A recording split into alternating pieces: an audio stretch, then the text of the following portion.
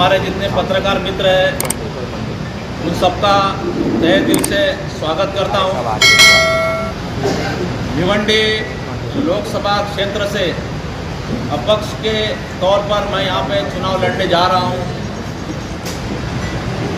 मेरा नाम शंकर नागेश मुटगिरी है और मैं तेलुगु समाज से आता हूँ। मैं भिवंडी, मेरा जन्म भिवंडी में हुआ है। हमारी ये 4th जनरेशन है, हम लोग 4 पीढ़ी से यहाँ पे रहते हैं भिवंडी में। तेलुगु समाज में जो पावर लूम सेक्टर में काम करने वाले हमारे जो भाई बहन हैं, गोडाउन में काम करने वाले हमारे जो भाई बहन हैं, भिवंडी में उत्तर भारतीय, दक्षिण भारतीय मुस्लिम समाज है, मराठी समाज है, इन सबको साथ में लेके चलने के लिए हमने आज भिवंडी असंगठित कामगार संगठन का शुरुआत किया है। भिवंडी का आप सब लोग जानते हैं, भिवंडी यंत्रमाग नगरी, वस्त्रोद्योग नगरी, मैनचेस्टर के नाम से जाना जाता है। लेकिन केंद्र सरकार की आर्थिक नीतियों की वजह से, टोरेंट पावर की वजह से, नोटबंदी की वजह से यहाँ का जो वस्त्रोद्योग उद्योग है ये पूरी तरह बर्बाद होने की कगार पे खड़ा है। यहाँ पे जो हमारे जो भाई बहन हैं अपना रोजी रोटी के लिए भिवंडी का जो गोडाउन एरिया है, लूम बंद होने की वजह से, कारखाने का काम कम होने की वजह से गोडाउन का जो एरिया है, गोडाउन में जो पगार मिलेगा वो पगार में काम करने के लिए मजदूर वहाँ पे काम करने जा रहे हैं।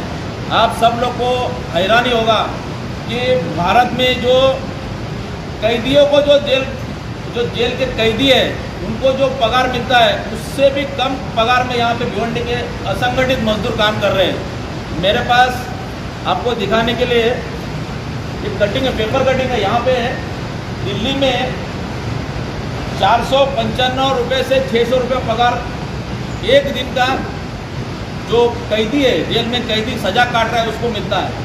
लेकिन यहाँ पे हमारे जो मजदूर भाई बहन हैं उनको 9,000 से 12,000 पगार, मतलब 300, 400 या 500 रुपये पगार मिलता है दिन में। मतलब जो कैदी देश में जेल में है उनसे भी कम में हमको पगार यहाँ पे दिया जा रहा है।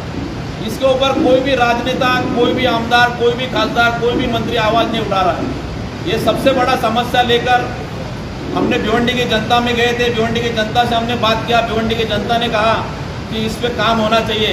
सबसे विचार करके हमने भिवंडी असंगठित कामगार संगठन का शुरुआत किया है। भिवंडी में लगभग 7 लाख मजदूर काम करते हैं। भिवंडी का जो गोडाउन एरिया है, टेक्सटाइल एरिया, यहाँ पे कल्याण, बदलापुर, अंबरनाथ, वसई, शाहपुर से भी लोग यहाँ पे काम करने आते हैं। आने जाने का व्यवस्था नहीं है, ट्रैफिक का व्यवस्था है भिवंडी में, पब्लिक ट्रांसपोर्ट की सुविधा नहीं है। लेकिन अपना रोजी रोटी के लिए, परिवार का पालन पोषण करने के लिए लोग यहाँ पे काम करने आते हैं। ये स्थानिक मुद्दा लेके हम यहाँ पे चुनाव लड़ रहे हैं। इसके अलावा मेरा बारे में आपको सबको मैंने बता दिया था पहले, मैं एक वित्तीय सलाहकार हूँ। मैंने देश की आर्थिक नीतियों को सुधारने के लिए माननीय पंतप्रधान, माननीय फाइनेंस मिनिस्टर, इन सभी से मैंने पत्र व्यवहार किया है। कुछ सुझावों में भारत सरकार के रिजर्व बैंक ने मेरा सुझाव में कुछ काम भी किया है। उसका मेरे पास उनका रिजर्व बैंक का लेटर्स भी है मेरे पास। इसके अलावा मैंने लोन कार्ड बनाया। ये लोन कार्ड जो है मैं आपको एक खास दिखाना चाहता हूँ। ये लोन कार्ड मैंने भारत सरकार को प्रपोजल भेजा है। ये लोन कार्ड चालू होने से देश में भारत सरकार को 60,000 करोड़ रुपया हर साल का इनकम होने वाला है। 1.5 लाख लोगों को रोजगार मिलने वाला है। ये इंटरनेशनल लोन कार्ड है जिसका कॉपीराइट, पेटेंट और ट्रेडमार्क मेरे पास है। मैंने माननीय पंतप्रधान नरेंद्र मोदी जी को मैंने ये प्रपोजल भेजा है। उसका वो प्रपोजल उनके विचाराधीन है। इसके अलावा देश में ये जो अभी चुनाव है, ये लोकसभा का चुनाव है, राष्ट्रीय चुनाव है। इसके लिए राष्ट्रीय स्तर पर हम देश के लिए क्या कर सकते हैं, ये मुद्दा सबसे बड़ा होता है। स्थानिक मुद्दा तो होता ही है। भिवंडी लोकसभा जो है वो पूर्व 3 विधानसभा भिवंडी के है, शाहपुर है, मुरबाड है, इसके अलावा कल्याण है। इस सभी के मुद्दों है, सभी के प्रॉब्लम्स है। इसके अलावा राष्ट्रीय मुद्दे जो है, इसमें देश में सबसे बड़ा जो मुद्दा है भ्रष्टाचार का मुद्दा है।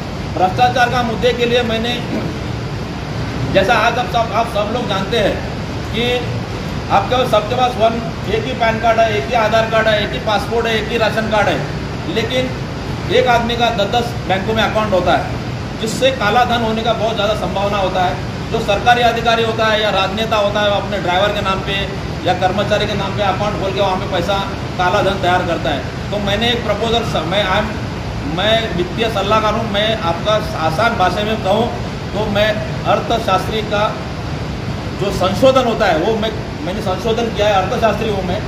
तो मैंने 1 पर्सन 1 बैंक अकाउंट के नाम से संशोधन करके भारत सरकार को मैंने भेजा था। इसमें रिजर्व बैंक ने मेरे को लेटर दिया है, ये कॉपीराइट है उसका, और रिजर्व बैंक ने मेरे को जो लेटर दिया है कि हमने जो 1 पर्सन 1 बैंक अकाउंट नंबर जो मैंने प्रपोजल दिया था वो 26 डिजिट का है। इससे क्या होगा, देश में एक आदमी कोई भी बैंक में अकाउंट ओपन कर सकता है, कोई भी एक ही नंबर उसका रहेगा, लेकिन वो कोई भी बैंक से ट्रांजैक्शन कर सकता है। ये ऐसा प्रपोजल है। वो बैंक को जो रिजर्व बैंक को इतना पसंद आया और रिजर्व बैंक ने मेरे को लेटर दिया कि ये हमने उनका जो एग्जामिनेशन कमेटी होता है, कमेटी को उन्होंने रिपोर्ट भेजा है उसके ऊपर आगे काम करने के लिए। इसके अलावा आप सब लोग को मालूम होगा 2021 में लॉकडाउन में बहुत से लोगों का रोज़गार छीन गया था, तो लोग अपना चाइनीज़ का जो लोन ऐप था उनके ऊपर कर्जा लेके अपना दिन गुजारा कर रहे थे। उसमें से भारत में लगभग 5 लाख लोगों ने आत्महत्या किया था। तो उसके खिलाफ मैंने माननीय सुप्रीम कोर्ट में याचिका दाखिल किया था।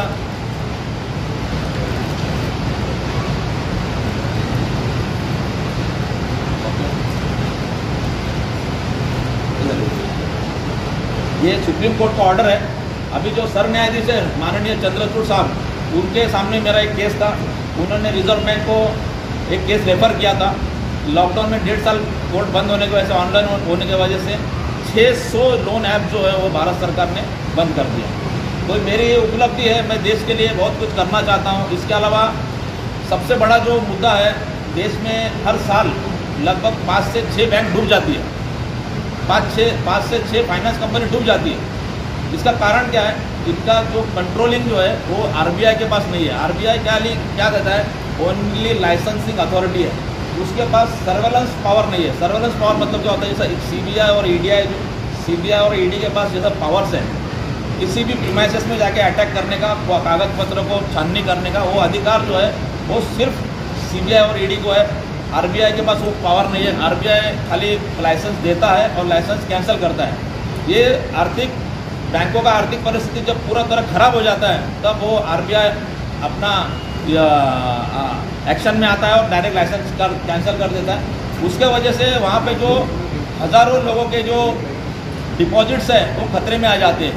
हमारा देश में माननीय पंतप्रधान मोदी जी ने 2 लाख का जो अपना डिपॉजिट सिक्योरिटी 2 लाख का जो सिक्योरिटी था डिपॉजिट का, वो 5 लाख तक बढ़ा दिया है। लेकिन मैं आपके माध्यम से कहना चाहता हूँ, लोग जितने भी भारत सरकार में जितना भी बैंक में पैसा रखेंगे, उन सभी बैंकों ने 10 लाख हो, 20 लाख हो, 25 लाख हो, क्योंकि नॉर्मली जो आदमी रिटायर होता है, रिटायर आने का उसके पास जो जमा पूंजी आती है, सबसे बड़ी जमा पूंजी आती है, वो जमा पूंजी वो सबसे बड़ा भरोसा करता है बैंक को, और बैंकों में पैसा वो डिपॉजिट करता है।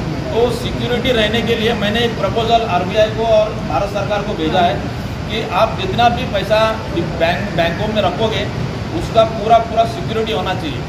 ये ऐसे मेरे प्रपोजल्स है। इसके अलावा आप सब लोग का सहयोग से आप जिस प्रीमाइसेस में बैठे हैं, ये नीलकंठेश्वर देवस्थान का इमारत है, हम समाज की सेवा कर रहे हैं और आने वाले चुनाव में भिवंडी लोकसभा से खड़े हैं। मैं भिवंडी की आपके तरफ से, आपके माध्यम से भिवंडी की जनता से अपील करूंगा कि ज़्यादा से ज़्यादा भारी से भारी मतों से मुझे चुनाव जितवाए, ताकि मैं भिवंडी का और देश का विकास कर सकूं। सर, ये तो आपने अपना काम गिनवाया, लेकिन अभी भिवंडी लोकसभा चुनाव आप लड़ने जा रहे हो, तो क्या आपका मोटो है, क्या विज़न है, किस विज़न से आप वो करने वाले हो, और भिवंडी की जनता आपको वोट क्यों देगी? क्योंकि बहुत ताकतवर लोग मतलब चुनाव में खड़े, उनके सामने आप उनको मात देने वाले हो, तो उसको आपको क्यों चॉइस करेगी? उसकी वजह क्या है? मैं सबसे पहले आपको बताना चाहता हूँ कि भारतीय राज्य घटना, बाबा साहेब अम्बेडकर साहब ने जो राज्य घटना दिया है, उस राज्य घटना में लोकशाही में कोई भी आदमी चुनाव लड़ सकता है। मेरा सबसे बड़ा जो भारत की जनता को आश्वासन रहेगा, देश की जनता को आश्वासन रहेगा, भिवंडी की जनता को आश्वासन रहेगा, सबसे बड़ा जो है भिवंडी में पगार का मैं वार्ड करके दूंगा। भिवंडी का जो जनता कैदियों से भी कम पगार में जो काम कर रही है, मैं उनको आपके माध्यम से बताना चाहता हूँ कि 5,000 रुपया कम से कम सैलरी बढ़ेगी। और हमारे जो मजदूर भाई बहन हैं, असंगठित मजदूर भाई बहन हैं, कम से कम उनका पगार 20,000 रुपया रहना चाहिए। ऐसा मेरा प्लान रहेगा। मैं वो हिसाब से मैं काम करूँगा। विकास का क्या एजेंडा है? मैं चाहता हूँ कि भिवंडी का जो आवाम है, भिवंडी की जो पब्लिक है, ऑलरेडी त्रस्त है, महंगाई से त्रस्त है, टोरेंट पावर से त्रस्त है। इनको अगर कुछ करना है तो इनका पगार बढ़ाना पड़ेगा, इनकी इनकम बढ़ानी पड़ेगी, जो उनको यहाँ पे नहीं मिल रहा है। मैं आपके माध्यम से पूरी भिवंडी जनता को बताना चाहता हूँ कि मेरे पे एक बार विश्वास कर लीजिए। भिवंडी में और भी नेता लोग हैं जिन्होंने आज तक आपके पगार के बारे में कभी सोचा नहीं। मैं पहला ऐसा इंसान हूँ जिन्होंने पगार के बारे में भी सोच रहा हूँ, और मैं भिवंडी असंगठित कामगार संगठन स्थापन करके आपके लिए सेवा करने वाला हूँ। सर, इसके पहले आपकी सीधी लड़ाई किससे होगी? मेरी सीधी लड़ाई विचारों से है। मैं एक सामान्य कार्यकर्ता हूँ। मेरे सामने मुझे मालूम है भिवंडी के दिग्गज लोग खड़े हैं, कपिल पाटिल साहब है, बाला मामा साहब है, दिलेश सामने साहब है, बहुत सारे दिग्गज खड़े हैं। लेकिन भिवंडी की जनता पूरी होशियार है। भिवंडी और मुरबाड शाहपुर के लोग जो होशियार लोग हैं, वो लोग सोच समझ के मुझे वोट